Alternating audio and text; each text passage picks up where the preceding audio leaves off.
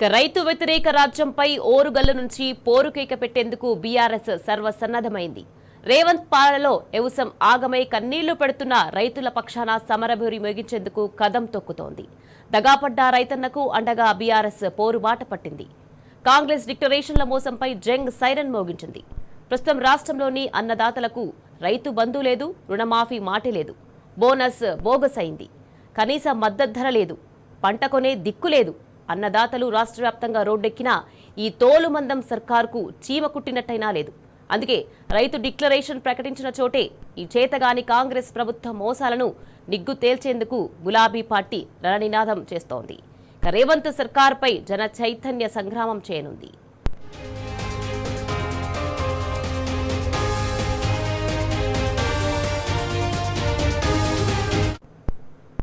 రైతు సంగ్రామ సదస్సుకు BRS working president KTR ముఖ్య అతిథిగా హాజరు కానున్నారు. రేవంత్ సర్కార్ వైఫల్యాలను ఆయన ఎండగట్టనున్నారు. 4 ఏళ్లైనా హామీలు నెరవేర్చకపోవడంపై ఈ ప్రజాకంటక సర్కార్ను నిలదీయనున్నారు. వడ్లు మొక్కల కొనుగోళ్లపై నిర్లక్ష్యం చేస్తున్న పాలకులను కేటీఆర్ ప్రశ్నించనున్నారు. కేటీఆర్ రాకతో వరంగల్ గులాబీమయమైంది. కేటీఆర్కు గ్రాండ్ వెల్కమ్ చెబుతూ ఎక్కడికక్కడ ఏర్పాటు చేసిన భారీ స్వాగత తోరణాలు ఆకట్టుకుంటున్నాయి. సంగ్రామ సదస్సుకు దండు కట్టి తరలి వచ్చేందుకు రైతు లోకమంతా సిద్ధంగా ఉంది. ఇప్పటికే రైతులంతా వేలాదిగా ఓరుగల్లుకు చేరుకుంటున్నారు.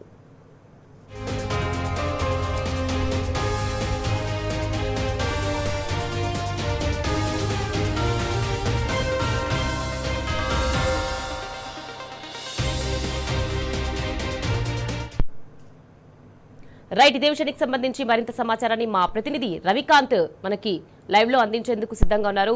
రవికాంత్, చెప్పండి, మరి కాసేపట్లో రైతు సంగ్రామ సభ ప్రారంభం కానున్నది. దీనికి సంబంధించి అప్డేట్స్ ఏంటి?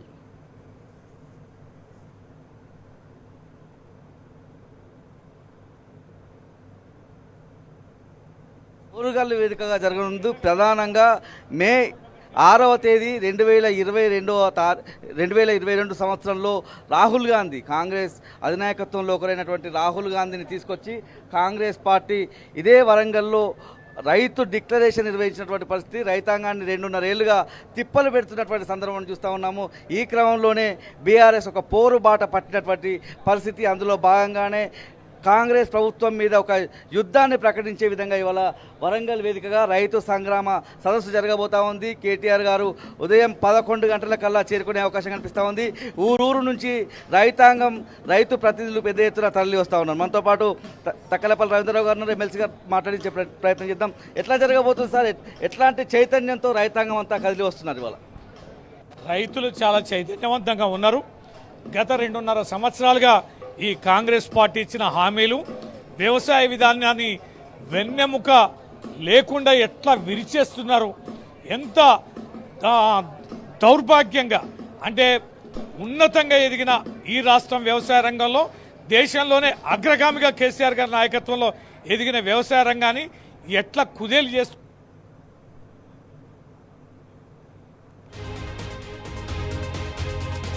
పెట్టి 30% చూసాం. ఇవాళ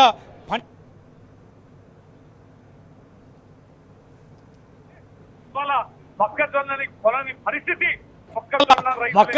కొనని పరిస్థితి, మొక్కజొన్న రైతుల యొక్క కన్నీటి ఇవాళ దారులు మనం వ్యవసాయ క్షేత్రాల్లో, కొనుగోలు కేంద్రాలు చూస్తున్నాం.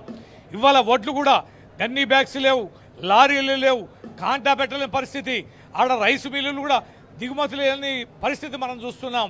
కొన్న ధాన్యానికి డబ్బులు లేవు. మరి బోనస్ 500 అన్నారు. అన్ని రకాల పండిన ప్రతి గింజకి ఇస్తామన్నారు. ఆఖరికి సన్నోట్లు అన్నారు. ఆ సన్నోట్ల కూడా దిక్కు లేదు. ఇవాళ దొడ్డోట్లు కొనే పరిస్థితే లేదు. కళ్ళాల్లో కాంటా పెట్టే పరిస్థితే లేదు. ఇవాళ యూరియాను కూడా గోసపుచ్చుకొని ఏ రకంగా యూరియా ఇవ్వలేని పరిస్థితిలో మరి యాప్ అనే సిస్టమ్ పెట్టి రైతుల నోట్ల మట్టి కొడుతున్నారో ఈ రకంగా మనం చూస్తున్నాం. ఇవాళ చెక్ డ్యాంలలో నీళ్ళు లేవు, చెరువులలో నీళ్ళు లేవు, ప్రాజెక్టుల ద్వారా రిజర్వాయర్ నింపలేని పరిస్థితి ఉన్నది, చెరువులలో నీళ్ళు ఇవ్వలేని పరిస్థితి ఉన్నది. భూగర్భ జలాలు ఇవాళ అడిగంటిపోయి ఇవాళ బోర్లలో, బావులలో నీళ్ళు ఎండిపోయిన పరిస్థితి ఉన్నది. అన్ని రకాలుగా దగా చేస్తున్న, రైతులకి ఇబ్బంది కలిగిస్తున్న ఈ ప్రభుత్వం పైన స్వతహాగా రైతులే చాలా కోపంతో ఉన్నారు. మేము ఎక్కడికి వెళ్ళినా రైతు కళాల వద్ద కానీ ఏ ప్రాంతానికి వెళ్ళినా రైతులు ఈ ప్రభుత్వాన్ని తిడుతున్న తీరు చేసిన మోసం దగాని ఖచ్చితంగా మా పక్షాన ఉండి కొట్లాడమని ఇవాళ రైతులు కోరడంతో ఈ రైతులతోటి ఒక్క చర్చ పెట్టాలని ఏదైతే ఏ ప్రాంతంలో అయితే ఏ తారీఖునైతే కాంగ్రెస్ పార్టీ డిక్లరేషన్ వరంగల్ ప్రకటించిందో ఆ గా రైతులు మాట్లాడబోతున్నారు. ఈ రైతులతోటి కేటీఆర్ గారు కానీ మా ఉమ్మడి జిల్లా టీఆర్ఎస్ నాయకత్వం కూడా ఈ చర్చలో పాల్గొంటున్నారు. కొద్దిసేపట్లో ఈ సభా కార్యక్రమం అనేది ప్రారంభమై సభ నిర్వహణ ఏర్పాటు చేస్తున్న వాద్యరెడ్డి గారు ఇవాళ మనం నిర్వహణ ఏర్పాటు చేస్తున్న వాద్యరెడ్డి గారు ఇవాళ మనం చూసినట్టయితే హన్మకొండ నగరం అంతా కూడా మేము రైతు భరోసా పూర్తి చేశాము, రైతు రుణమాఫీ పూర్తి చేశామనే ఒక ఫ్లెక్సీలు కనిపిస్తూ ఉన్నాయి. రైతు బీమా కూడా చనిపోయినటువంటి ప్రతి రైతుకు అందిస్తున్నామని ప్రకటనల వర్షం ఇవాళ హన్మకొండ నగరంలో కురుస్తూ ఉంది. రైతు మేళా సందర్భంగా ఇదంతా హన్మకొండలో కనిపిస్తూ ఉంది. ఎట్లా చూస్తూ ఉన్నారు? ఇవాళ సదస్సు కూడా ఎలా జరగబోతుంది? వరంగల్లో ఏర్పాటు చేసిన రైతు సంగ్రామ సదస్సుకు ఒక ప్రత్యేకత ఉన్నది. ఆ ప్రత్యేకత ఏంటి అంటే గత ఎన్నికల ముందు కాంగ్రెస్ పార్టీ అప్పటి పిసిసి అధ్యక్షుడు రేవంత్ రెడ్డి రాహుల్ గాంధీ గారిని తీసుకొచ్చి వరంగల్ రైతు డిక్లరేషన్ అని ప్రకటించినందు ఇప్పటికి 30 నెలలు అవుతుంది. 30 నెలల్లో ఏ ఒక్కటి కూడా అమలు చేయలేదు. అమలు చేయడం పక్కకు పెడితే రెండో అంశం ఏంటంటే ఇలా రైతులు పండించిన పంటను కొనలేని దీనవస్థలో ఈ రాష్ట్ర ప్రభుత్వం ఉన్నది స్పష్టంగా. సో కాబట్టి ఇవాళ ఈ రాష్ట్ర ప్రభుత్వ వైఫల్యం స్పష్టంగా కనిపిస్తూ ఉన్నది. ఈ రాష్ట్ర ప్రభుత్వం ఇలా రైతులకు ఇచ్చిన ఒక హామీనే కాదు, ఇలా 13 డిక్లరేషన్ ఇచ్చారు. ఏ డిక్లరేషన్ కూడా ఇలా అమలు చేయలేక చేతగాక ఇలా చతికిలబడ్డది ఈ రాష్ట్ర ప్రభుత్వం. కాబట్టి ఇలా రైతాంగానికి అండగా నిలవాలని ఒక ఉద్దేశంతో ఒక పక్క పంట కొనే దిక్కు లేదు, మరో పక్క రైతులకు ఇచ్చిన ఏ హామీని కూడా రైతు భరోసాను ఇప్పటికీ 3 సార్లు ఎగ్గొట్టిండ్రు. కౌలు రైతులకు ఇవ్వాల్సిన పైసలను ఇప్పటి వరకు దానికి అధిగతి లేదు. అదే రైతు కూలీలకు ఇవ్వాల్సింది లేదు, బోనస్ను బోగస్ చేసిండ్రు. కాబట్టి ఇలా అన్ని విషయాలలో ఈ రాష్ట్ర ప్రభుత్వం వైఫల్యం చెందింది. అందుకే రైతుకు అండగా నిలవాలి. ఆనాడు కేసీఆర్ గారి నాయకత్వంలో రైతును రాజు చేయడానికి ప్రయత్నం చేస్తే ఈనాడు కాంగ్రెస్ ప్రభుత్వంలో రేవంత్ రెడ్డి నాయకత్వంలో రైతును దగా చేస్తా ఉన్నాడు, రైతును మోసం చేస్తా ఉన్నాడు. కాబట్టి తప్పకుండా రైతాంగానికి మేము ఉన్నాము అని చెప్పి ఒక భరోసాను, ఒక ధైర్యాన్ని ఇవాళ బీఆర్ఎస్ పార్టీ రైతాంగానికి ఇస్తా ఉన్నది. అందుకనే వరంగల్ ఉమ్మడి నలుమూలల నుంచి కూడా రైతాంగ ప్రతినిధులు ఇవాళ ఈ యొక్క సదస్సుకు తరలి వస్తా ఉన్నారు. కొద్దిసేపట్లో మా నాయకుడు కేటీఆర్ గారు కూడా ఈ యొక్క సదస్సును ఉద్దేశించి మాట్లాడబోతా ఉన్నారు. ఇప్పటికే అనేక మంది తండోపతండాలుగా రైతులు మరి బయలుదేరుతున్న సందర్భం చూస్తే ఈ రాబందుల కాంగ్రెస్ పాలన పోవాలే, కేసీఆర్ రావాలని చెప్పి ఇలా రైతులు ప్రజలు కోరుకుంటా ఉన్నారు. కాబట్టి దిశగానే ఈ సభ ఉండబోతా ఉన్నది. రైతులకు అండగా నిలబడమే కాకుండా దగాపడ్డ రైతాంగానికి, దగాపడ్డ ప్రజలకు బీఆర్ఎస్ పార్టీ అండగా నిలుస్తుంది. ఈ కేటీఆర్ గారి ప్రసంగం ద్వారా రైతుల్లో ఎలాంటి చైతన్యం తగిలే అవకాశం ఉంది. పూర్తిగా రైతాంగం అంతా భయపడే పరిస్థితి. ఒకవేళ మేము ప్రశ్నిస్తే మా పంట కొనరేమోనని భయపడే సందర్భంలో కేటీఆర్ గారి మాటలు, ఆయన ప్రసంగం రైతుల్లో ఎలాంటి చైతన్యాన్ని రేకెత్తించే అవకాశం ఉంది. ఇవాళ కూడా మంచిర్యాల జిల్లాలో 4 రైతులు ఆత్మహత్య చేసుకున్నారు. 9 రైతులు చనిపోయిండ్రు. ఎందుకు ఇన్ని రకాలుగా రైతులు ఇబ్బంది పాలు చేస్తున్నది ప్రభుత్వం? ఎందుకు రైతాంగానికి అండగా నిలవలేకపోతా ఉన్నది? కాబట్టి తప్పకుండా ఆనాడు కేసీఆర్ గారి నాయకత్వంలో రైతుకు ఒక భరోసా ఉండేది. ఆనాడు విప్లవాత్మక నిర్ణయాలు తీసుకున్నాడు కేసీఆర్ గారు.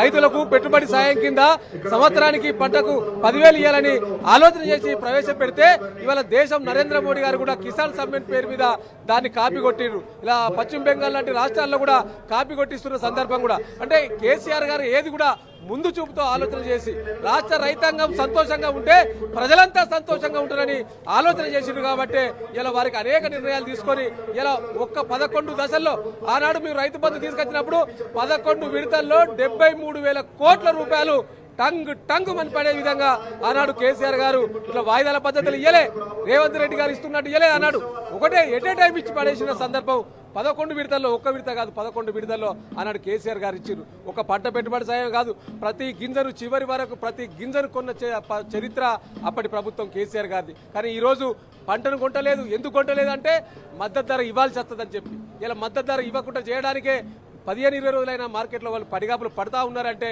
ఇలా ఈ యొక్క రాష్ట్ర ప్రభుత్వం దానికి కారణం. కాబట్టి తప్పకుండా ఇలా రైతాంగానికి అండగా నిలవాలని ఒక ఉద్దేశంతో మా నాయకుడు కేటీఆర్ గారు రాబోతా ఉన్నారు.